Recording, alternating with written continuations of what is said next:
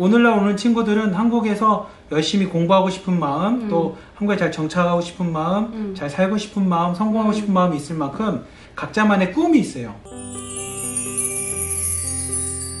탈북 청년들에 대한 이야기를 하고자 합니다. 안녕하십니까, 목사님. 네, 안녕하세요. 네. 목사님, 소개 좀 부탁드릴게요. 네. 감리교 신학대학원을 나왔고요. 지금은 우려원에서 사무국장으로 섬기고 있고요. 그 다음에 하나목양교회에서 우리 청년부 담당하고 예배 때 음향 시스템 담당하고 있는 유진범 목사입니다. 목사님하고 이렇게 만나면서 보니까 탈북 청년들의 관심이 많고 목사님이 만났던 탈북 청년들에 대해서 얘기 좀 한번 해주세요. 그러니까 과거에는 북한이라는 이 사회가 고난의 행군 시기 때 이제 어렵기도 하고 배고파서 넘어왔다면 요즘에 오는 탈북 청년들의 특징들은 그 사회에서 한국이라는 문화도 좀 접하고 한국 드라마, 영화, 음악 뭐 이런 것들을 많이 접했던 친구들이 넘어오거든요. 그만큼 이제 북한 사회에서 어느 정도 정보를 얻을 수 있고 또 탈북할 수 있을 만큼의 여건을 가진 친구들이 꽤 많이 넘어와요. 인생의 목표가 있고 삶의 목표가 있어요. 처음에 만난 사람한테 다 보여주지는 않잖아요. 왜냐하면 넘어오는 과정 가운데 우리가 경험할 수도 없고 알 수도 없는 사건들이 사실 너무 많으니까 탈북했다라는 것 자체만 해도 사실 한국에 살아간 사람들은 이해할 수 없는 수많은 감정적인 변화들이나 경험들이 있으니까 그러다 보니까 이 친구들이 처음 만난 사람한테 자신의 모습을 다 보이진 않지만 탈북 친구들을 만나면서 요즘에 좀 트렌드적인 게 바뀐 게 뭐냐면 좀 가족이 되어주는 역할이 되게 앞으로는 필요한 것을 좀 많이 보게 되었어요. 이런 좀 어떤 이런 매체 이런 데서 나왔던 게 탈북민에 대한 약간 부정적인 인식도 있거든요. 그런 거가 이 사회 인식, 북한 이탈 주민은 이럴 것이라는 사회적 인식이 있으니까 그것에 대해서 마음에 거부감이라는 게 있어가지고 오히려 내가 북한에서 살았던 것을 잘 살았던 것이라고 부각하는 경우가 있대요.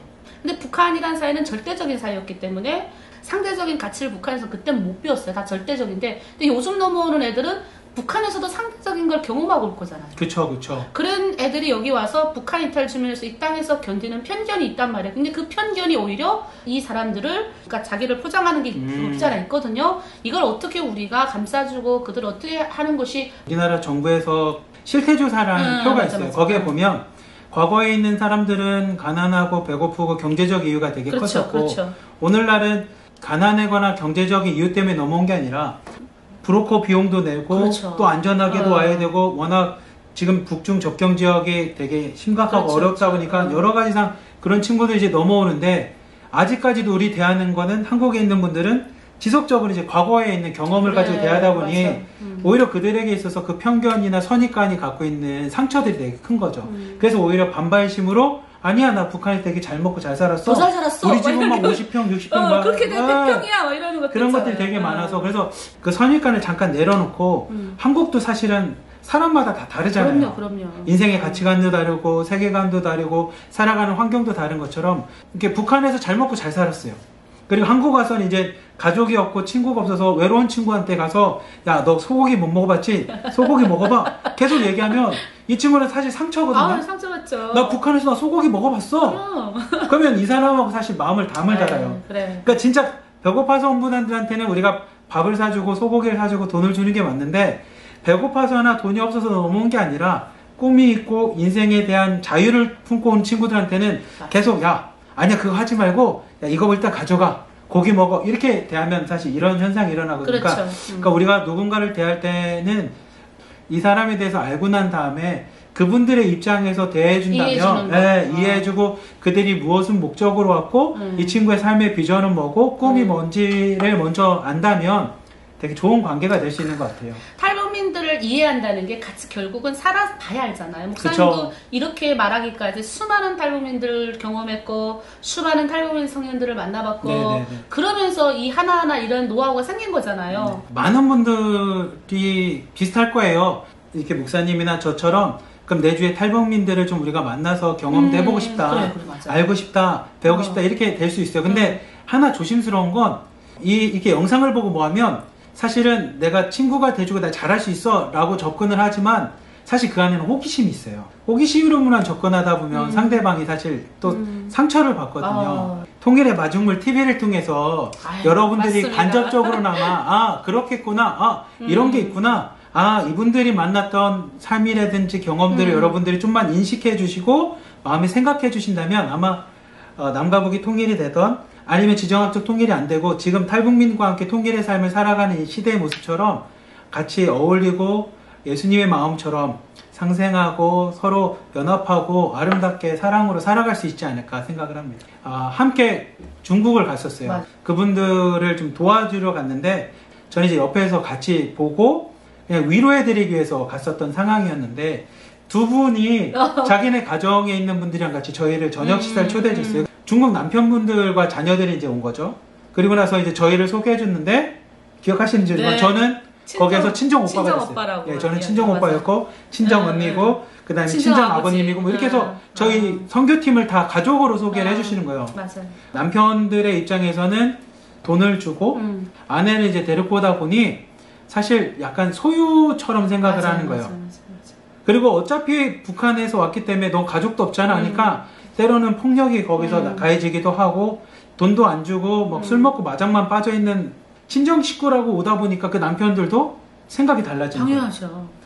잘못하면 친정으로 그렇죠. 도망갈 수도 있겠고 잘해야 되겠다. 아니면 친정 사람들이 와서 나한테 또 뭐 할 수도 있는 거고 그러니까 상황이 달라지는 거예요. 또 하나는 그들의 이제 자녀들에게 우리를 그렇게 소개해 줬을 때 자녀들이 좋아하잖아요. 네. 저는 그 2호방에 있는 그 분이 그 얘기를 하는 거예요. 자녀가 이제 엄마한테 얘기하는 거. 왜 엄마는 그래. 한국 사람이라면서 가족이 없는 왜 우리는 왜 한국에 못 가? 한국에 지금 한류도 모아두니까 우리도 가고 싶은데 왜 안 가? 그리고 왜 가족이 없어? 엄마 고아야?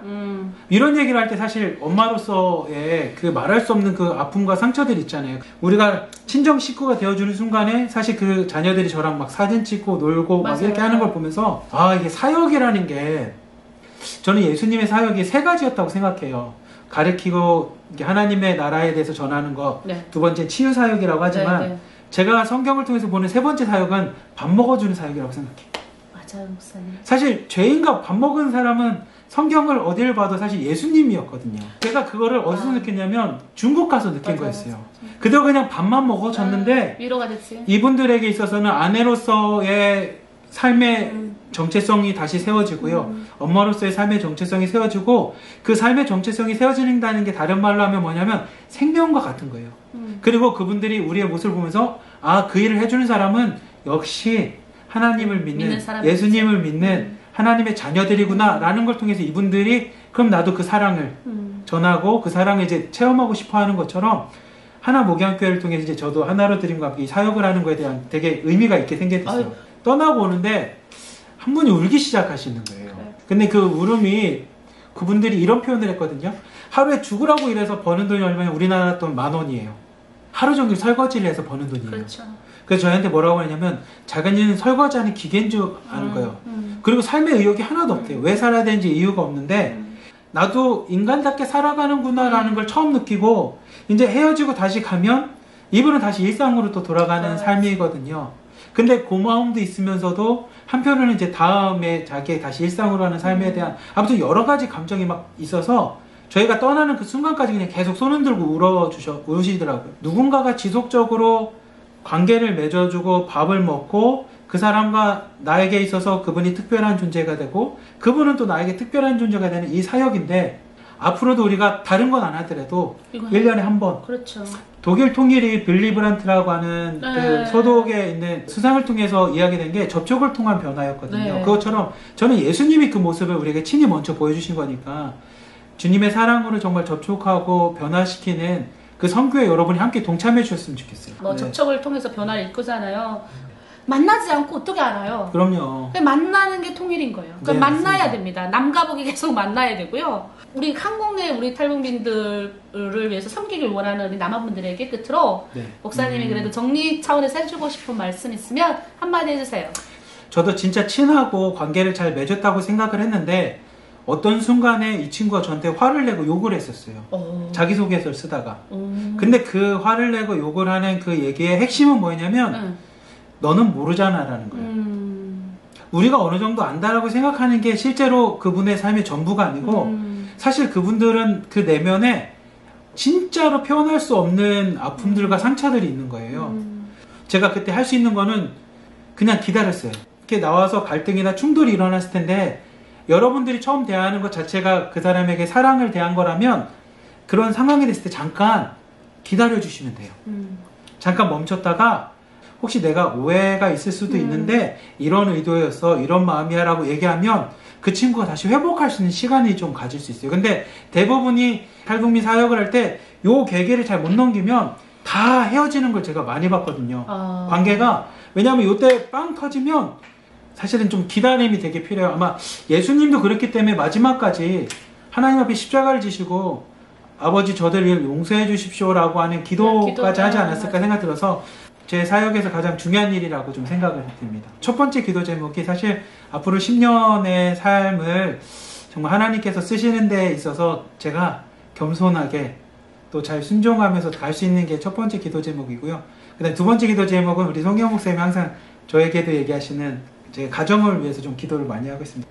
비전을 나누고 함께 생활할 수 있는 정말 믿음의 가정을 위해서 좀 기도하고 있고요. 마지막 세 번째는 제가 지금 숭실대에서 공부하고 있는데 논문도 잘 쓰고 학업을 좀 잘 마무리했으면 좋겠고요. 그 세 가지가 제가 지금 요즘 하고 있는 기도 제목입니다. 하나님이 주신 비전 있으니 방송을 통해서 또 우리 기다리고 있습니다. 언제든지 오시면 같이 협력할 수 있으니까 대신 와서 잘 남한 분들과 북한 분들이 어울리는 것들을 먼저 해야 됩니다. 네, 맞습니다. 지나치게 열정이 많은 분들 중에 오셨다가 아까 목사님 말씀하셨던 탁 부딪히고는 끝나는 거. 그럼 상처가 너무 오래 가요. 감정에 대해서. 부딪히더라도 그냥 기다려주고 인내하고 하다 보면 같이 이렇게 사역이 더불어지거든요. 그래서 꼭 그런 날이 오기를 여러분 기다리고 소망합니다.